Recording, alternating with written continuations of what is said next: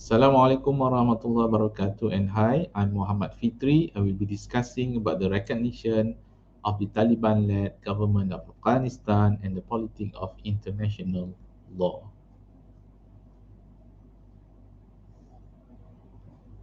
So before we start, let us understand what is Afghanistan. Afghanistan is a landlocked mountainous country of 33 million people, with the capital of Kabul about 4.2 million people. Afghanistan is bordered by China, India, Iran, Pakistan, Tajikistan, Turkmenistan, and Uzbekistan. In the year 2001, Afghanistan was invaded by the United States of America and its ally in retaliation for the 9/11 attack in New York and Washington, D.C. Afghanistan was previously under the rule of Taliban between 1996 to 2001, where they hosted the Al-Qaeda terrorist organization headed by Osama bin Laden, which was blamed for the attack in United States. Taliban refused to hand over Osama bin Laden to the American forces, refused to kick out Al-Qaeda, and that United States justified their war on terror by invading Afghanistan, kicking out the Taliban, and installing a new government headed by President Hamid Karzai and later on by President Ashraf Ghani. However, after nearly 2 decades of insurgency by the Taliban in Afghanistan, the Americans decided to go into peace talk with the Taliban during the Trump administration, and in 29th of February 2020, the United States signed an agreement with the Taliban in Qatar, where the United States was represented by Mr. Zalmay Khalilzad, and Taliban was represented by Mullah Abdul Ghani Baradei, and that started the Taliban offensive into Kabul a year later. So in the agreement with the American forces, Taliban agreed not to attack American forces. Taliban also agreed not to harbor any terrorist organization, and the American agreed to pull out all of their troops from Afghanistan by mid-2020, which eventually they agreed even after the change of administration to President Joe Biden.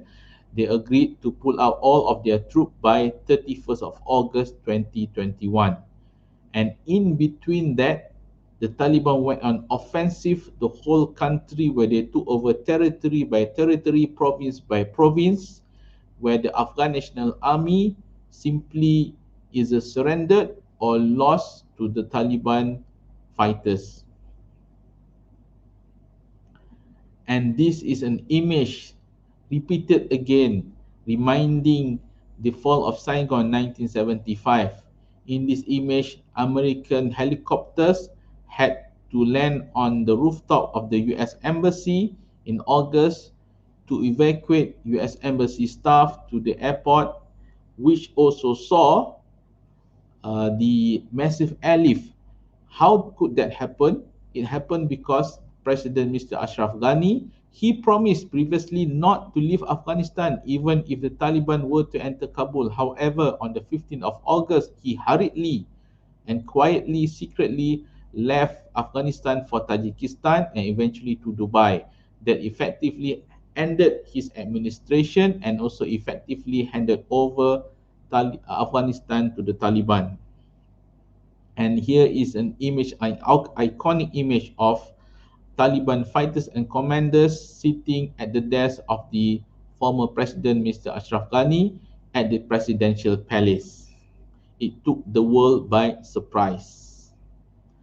And also, the event saw massive airlift and evacuation of Afghan and foreign nationals out of Afghanistan at the Hamid Karzai International Airport in Kabul.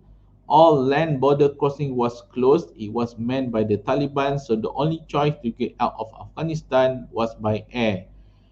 And there were several instances where people were killed. They hang on to airplane, they fell to their death, and also the Islamic State of Khorasan, another terrorist group, made a suicide attack at the airport. We saw hundreds of Afghans losing their life, and also quite a considerable number of American forces also lost their life. And this is the image of the last American soldier to leave Afghanistan, Major General Chris Donahue, who boarded the C-17 U.S. Air Force aircraft on August 30th, 2021, ending the U.S. mission in Kabul, and it was celebrated by gunfire by the Taliban and their supporters all over Afghanistan. So the question is the Afghanistan conflict over? Is this the end of the Afghanistan war and conflict?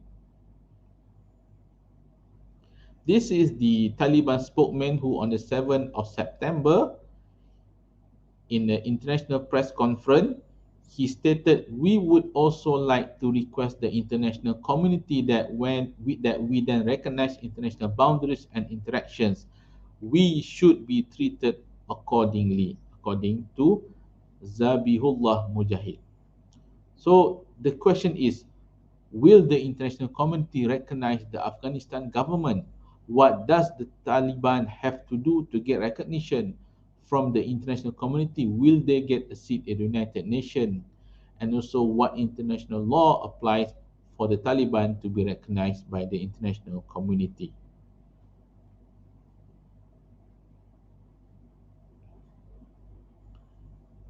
A few days later, the Taliban shook the world by surprise when they announced their new cabinet lineup.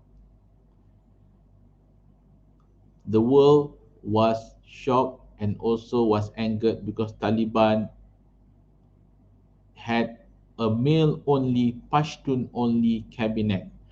Some of the cabinet members are on the United Nations sanction list, some are on the FBI wanted list, and there was no woman and also no representative from other tribe in the new cabinet lineup. We have to understand Afghanistan is a tribal country, and that dashed the hope of international community to give recognition to the Taliban government. However, let us discuss first about the status of Afghanistan itself. Okay,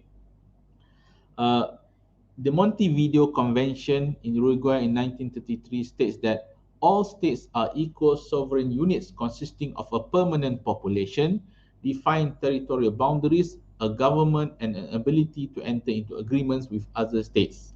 So let's have a look at Afghanistan. Afghanistan, they have a permanent population, 33 million people. They have defined territorial boundaries. They have a government. The Taliban is now the government, the ruler of Afghanistan. And Taliban did mention that they want to enter into agreement with other states. So basically, Afghanistan status remains the same.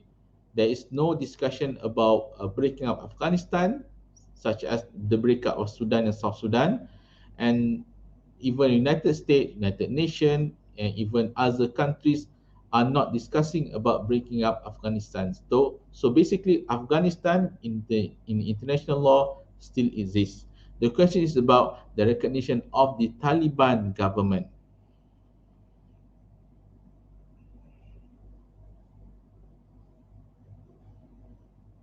So the Taliban, they not only want recognition, but they also want all the assets of Afghanistan to be returned to Afghanistan. They are a cash-strapped country. They are facing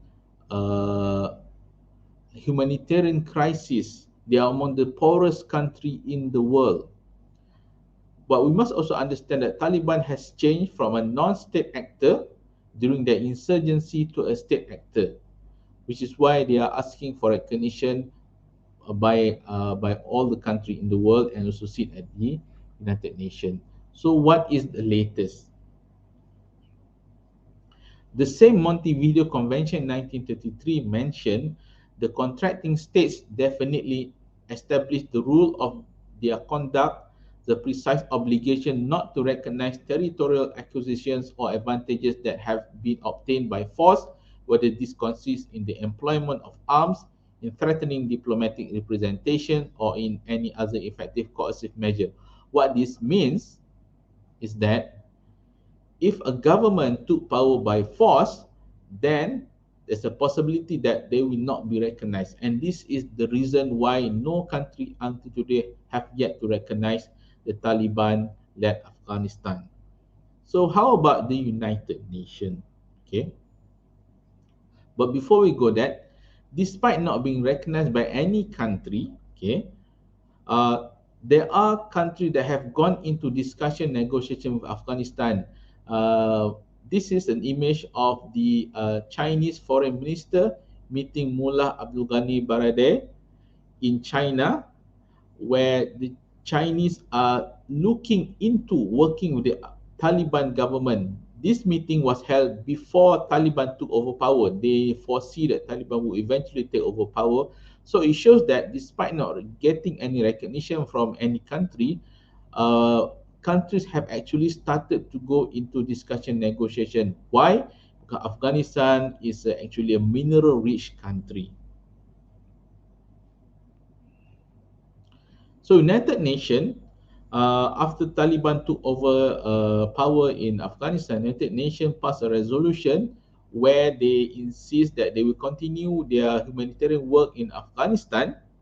However, they stopped short of mentioning anything about Taliban, and they did not recognize the Taliban government. United Nations passed to the individual country to either recognize or not recognize the Taliban-led Afghanistan.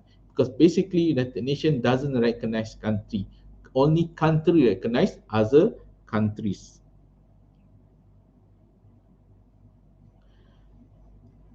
So to understand why should individual state recognize Taliban, one of the main concern by many countries is because the rise of terrorism apart from Al-Qaeda in Afghanistan. Al-Qaeda is basically weakened in Afghanistan. However, now there is a new threat in Afghanistan, which is the Islamic State of Khorasan and some other terrorist organization. They doesn't support Taliban. They don't recognize Taliban themselves, and they insist they will still continue to conduct terror attack in Afghanistan and outside Afghanistan, and making Afghanistan as their new base, their new headquarters. The Taliban itself sees them as a threat. So basically, Taliban and also other countries have one thing in common, which is they are enemy of the Islamic State of Khorasan.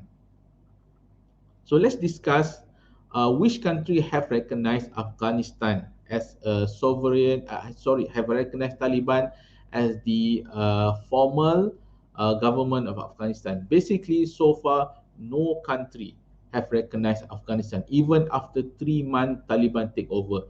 It seems that no country wants to be the first country to recognize Taliban. Yet there are several countries that is actually in discussion with Taliban as a de facto government. So basically, Taliban, though not being recognized, they are being seen as de facto government of Afghanistan.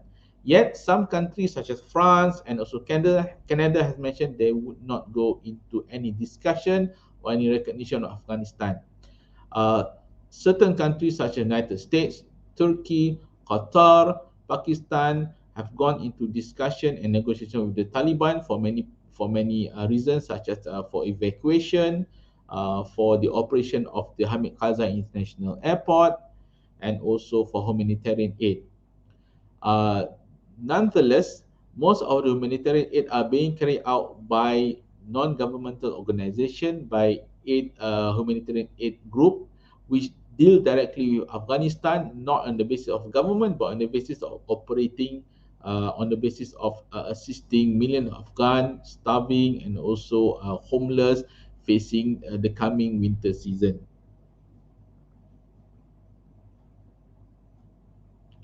Therefore, it seems that at the moment, because no country recognizing Afghanistan, recognizing the Taliban, it seems that Taliban is facing difficulty in accessing their assets, which have been freezed by international bank overseas. And the Taliban themselves is being defiant. They are not concessing, they are not making many concessions.